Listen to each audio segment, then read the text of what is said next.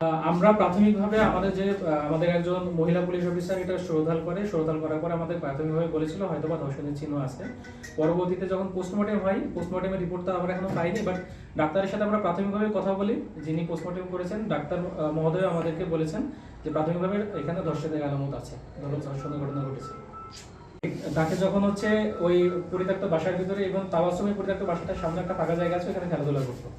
এর আগেও সে এখানে তাবাসসুমকে খেলতে দিয়েছে। আর এটা দুপুরের সময় এখানে আপনারা যেয়ে থাকলে দেখবেন ওইখানে দুপুরের পরে দোকানগুলো যা আছে সব বন্ধ হয়ে যায়, রাস্তায় চলাফেরাও অনেকটা কমে যায়, লোকজন কম থাকে। তো ওই তাবাসসুমকে সে ডেকে নিয়ে নিজের ফাঁকা বাড়িতে নিয়ে যায়। যাওয়ার পরে যখন সে ধর্ষণের চেষ্টা করে, মেয়েটা স্বাভাবিকভাবে অনেক চিৎকার দেয় এবং এই জন্য তখন সে ওই তাবাসসুমকে অনেক মারপিট করে এবং একটা পর্যায়ে সে তার ভাষ্য মতো সে ভয় পেয়েছে, তার মুখের উপরে একটা লুঙ্গি ছিল, তার ওইখানে বাসার ভিতরে যদিও সে থাকে না, ওইখানে চেয়ার আছে, লুঙ্গি আছে, একটা লুঙ্গি ছিল, সেই লুঙ্গিটা সে ওই ভিকটিমের মুখে চাপা দিয়ে অনেকক্ষণ ধরে থাকে, ভিকটিম এখানে মারা যায়, তারপর মেয়েটা মারা যায়। তো আমরা আসলে আপনাদেরকে দেখেছি আরেকটা কারণে, এই যে লুঙ্গিটা দিয়ে তার মুখে চাপা দিয়ে রাখছিল, এই লুঙ্গিটা সে এই ফারাসপুর গ্রামের একটা পাশে সে এখানে ফেলে দিয়েছিল। আমরা এই লুঙ্গিটা তার দেখানোর মতো জায়গাতে আমরা ঠিক এখন আইডেন্টিফাই করতে পারিনি, তাকে সাথে করে নিয়ে যাব। আমরা লুঙ্গিটা উদ্ধার করতে চাই এবং এই তাবাসসুমের স্যান্ডেলটাও সে নিয়ে এসে ফেলে রেখেছিল ওই ফারাসপুর গ্রামের ওইখানেই। আমরা স্যান্ডেলটা উদ্ধার করতে যাবো তার দেখানোর মতো জায়গাতেই।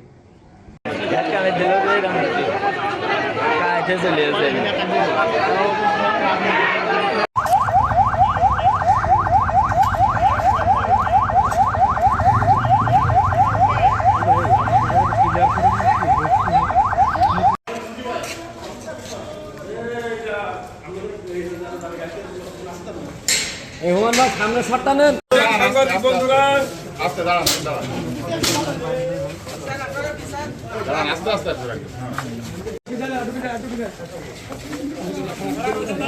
হবে না ওখান থেকে আবার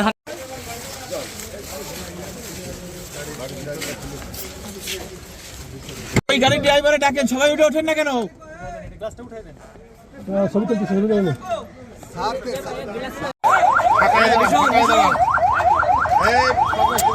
আবার আমরা ঢুকলেন কেন? পিছনে যাওয়া যেত না।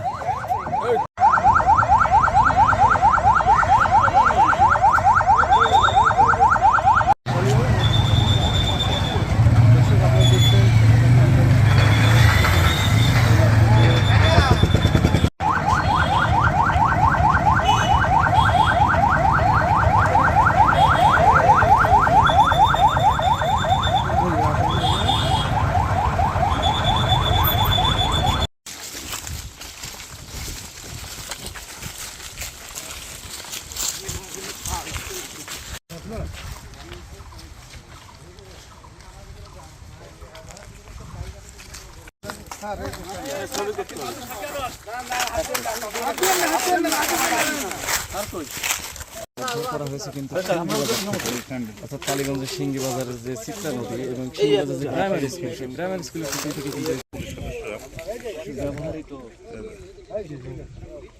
এটা ছিল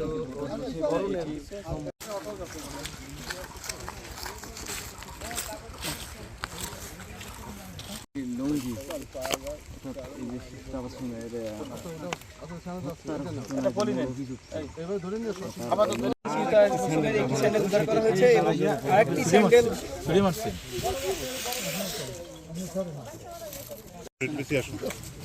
এই দুটোই কথা বলি, সেটা হচ্ছে